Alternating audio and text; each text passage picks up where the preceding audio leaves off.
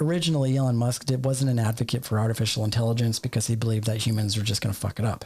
Right. Right. But considering that we were already going down that route, he was just like, well, you might as well join them and try and do it in the safest possible way.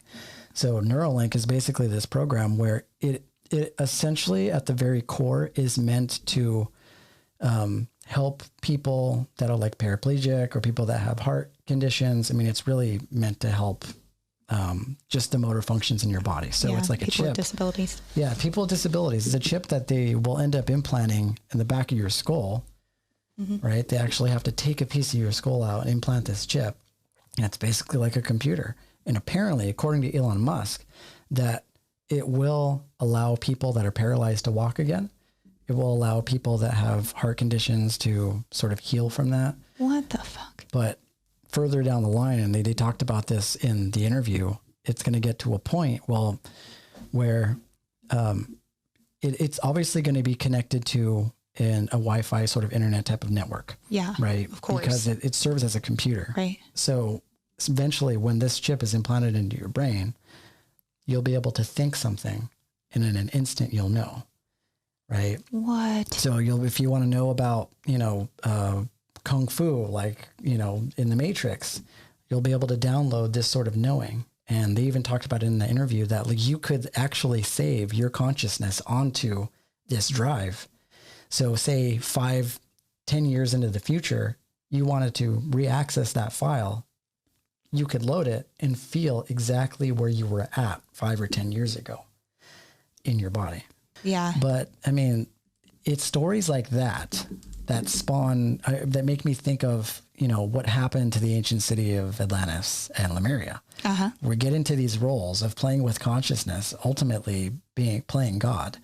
And we get into this place where we essentially blow ourselves up. Oh man. Right? So the question when it comes to artificial intelligence that often come up is, okay, well, what is artificial intelligence really there to serve? Well, there to serve people, right? They're supposed to make life easier for your average man. Right. So the one question that comes up is, okay, well, how do you get a robot or artificial intelligence to make the same sort of decisions and rationale that human beings do? Right. Right. It's because if you had maybe a house and you had artificial intelligence responsible for cleaning your house, right?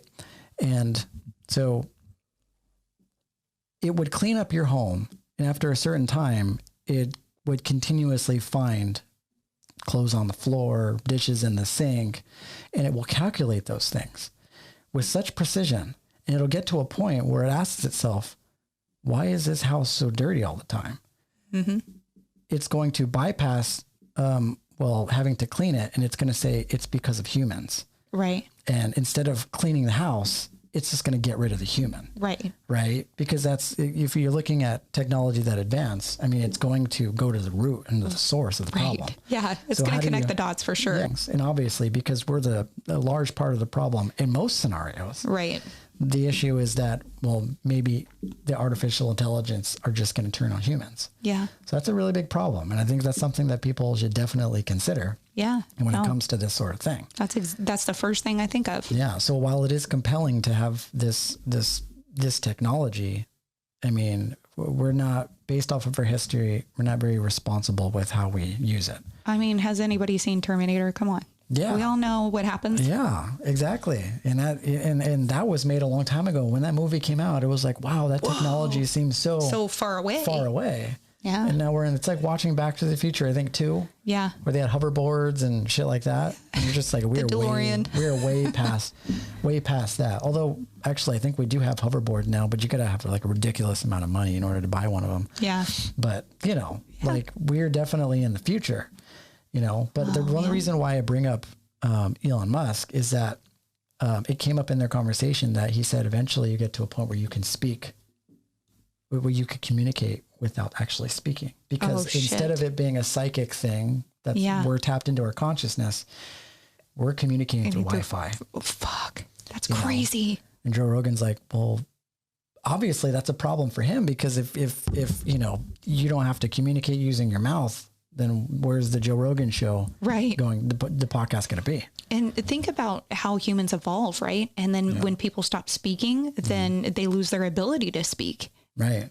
So that's also definitely something to consider, because in a lot of ways, language is the reason why we have most disconnects. Right. But I think it's just the going through the wrong door in order to make it happen. Right. Right. If me and you were at like a elevated level of consciousness where we were able to speak in a telepathic way, just like the Atlanteans were, Yeah. I think that'd be different.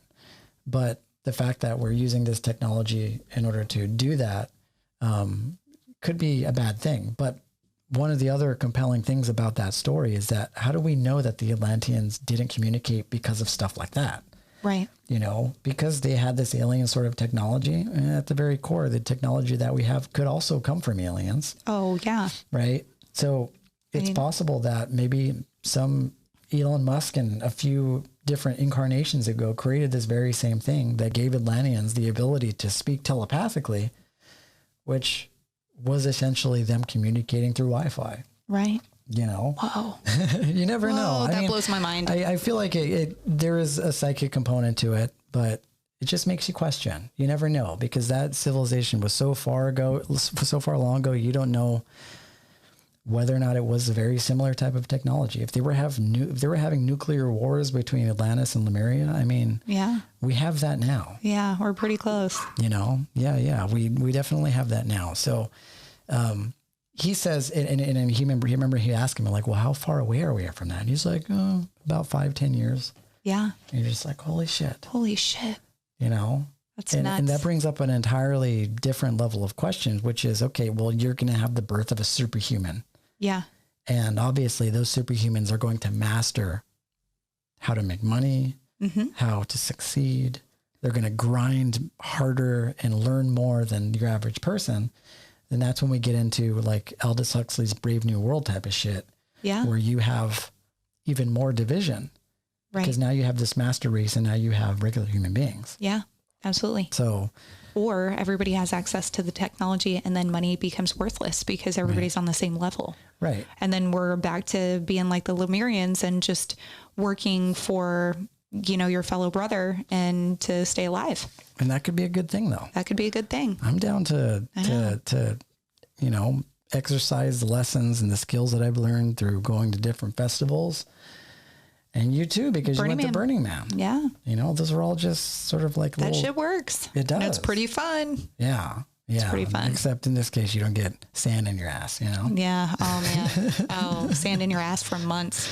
For months? Oh, it's still when I get in the RV. I mean, the sand never goes away. That dust is like in there forever. Yeah.